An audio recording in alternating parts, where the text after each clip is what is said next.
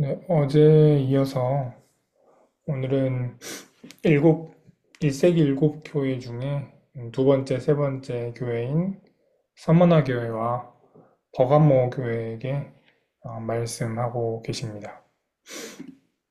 음, 먼저 서머나 교회에 향한 편지를 살펴봅니다. 8절부터 11절까지가 서머나 교회에 대한 말씀인데 8절에서 보면 방금 장로님 말씀하신 처음이며 마지막이요. 그리고 그 다음에 죽으셨다가 살아나신 분이 이렇게 말씀하신다라고 합니다. 예수께서는 처음이며 마지막이고 또 죽으셨다가 생명이 되신 분이십니다. 살아나신 분이십니다. 그래서 서문학교에는 이 죽었다가 살아난 이야기, 죽음과 생명에 관한 이야기가 이어집니다. 9절에서는 부정적인 단어들이 많이 나옵니다. 환란, 궁핍, 비방 이런 단어들이고 10절에서도 마찬가지로 시험이나 고난 그리고 감옥과 같은 단어들도 맞습니다. 네, 맞습니다. 그래서 서머나 교회는 전체적으로 어우르면 핍박 속에 있었습니다. 황제를 숭배한다는 것이 당시에는 종교가 되고 또 정치가 되는 세계였는데 그 세계에서 그리스도인으로 산다는 것은 황제를 숭배하지 않는다라는 것이었습니다. 그래서 당시의 정치와 종교를 받아들이지 않는 것이었기 때문에 그리스도인들은 자연스럽게 핍박을 받았습니다. 그래서 서머나 교회에는 핍박이 있었습니다. 그리고 이어서 12절부터 17절까지는 버가모 교회에 대한 말씀입니다. 여기도 좀 말씀을 보면 13절에 보면 신실한 증인 안디바가 너희 곁 곧 사탄이 살고 있는 그곳에서 죽임을 당할 때 나를 믿는 믿음을 저버리지 않았다라고 합니다. 정확하게 어떤 일인지는 모르겠지만 어떤 핍박이 있었음에도 믿음을 저버리지 않고 핍박에도 견뎌냈다라는 것이 버가모 교회가 잘한 점이었습니다. 그러나 버가모 교회는 또 다른 악에 처해 있었습니다. 14절에 보면 발람의 가르침을 따랐다라고 합니다. 이것은 우상을 숭배하고 또 음란한 일을 했습니다.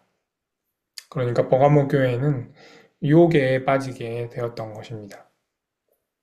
그래서 당시 교회들이 처해 있는 것은 서머나 교회에게는 핍박, 또 버가모 교회에게는 다가온 유혹입니다.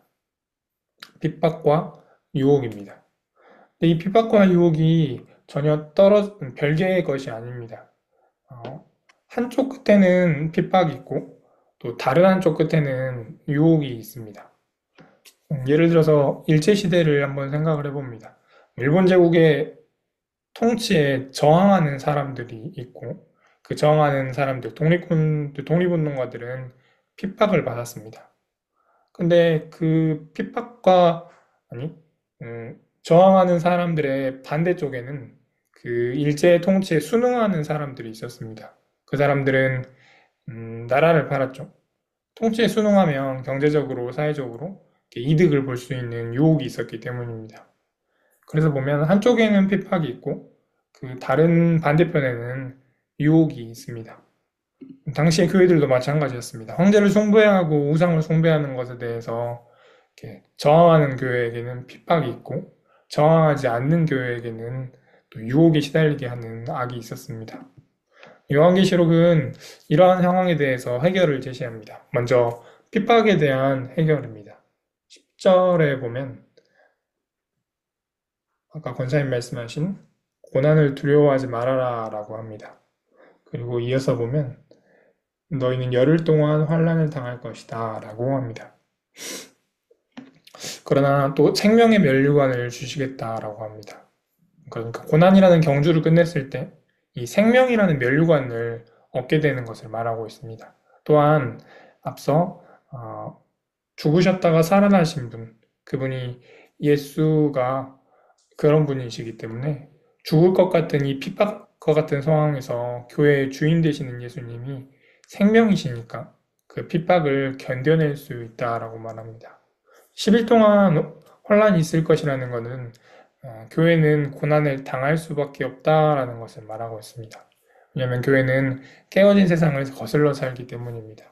그래서 핍박에 대해서는 그것을 견뎌낼 수밖에 없고 또 죽음을 이기시고 생명이 되신 예수님께서 우리에게 있으니 결국에는 이 고난은 끝나고 면류관을 얻게 될 것이다 라고 이야기합니다. 핍박이 그런 것이었다면 유혹에 대해서는 16절에서 그 해결법을 말하고 있습니다. 먼저 회개하여라 라고 하면서 회개하라고 하시고요. 그래서 그 다음에는 내 입에서 나오는 칼을 가지고 그들과 싸우겠다라고 합니다. 그래서 유혹에는 맞서 싸워야 합니다. 성령이 주시는 말씀, 그 말씀이라는 칼로 유혹에 맞서 싸우라라고 말하고 있습니다. 그러면 우리는 어디에 있을지를 이렇게 생각해 볼 수 있을 것 같습니다. 핍박 쪽에 가까운지, 혹은 유혹 쪽에 가까운지. 깨어진 세상 속에서 그리스도의 다스림 속에 살아간다는 것은 둘 중에 하나를 만나게 합니다. 핍박을 만났을 때 죽음을 이기신 예수님께서 생명을 주신 것을 기억하면서 그 핍박을 견뎌내는 저와 성도님들 됐으면 좋겠고, 또 반대로는 유혹을 만났을 때는 그 유혹과 싸워 이길 칼이 될 수 있는 그 말씀으로 유혹을 이겨내는 은혜가 있었으면 좋겠습니다.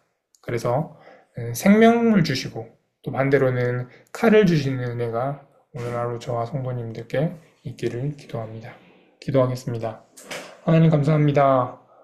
서머나 교회에는 핍박이 있었고 버가모 교회에는 유혹이 있었습니다.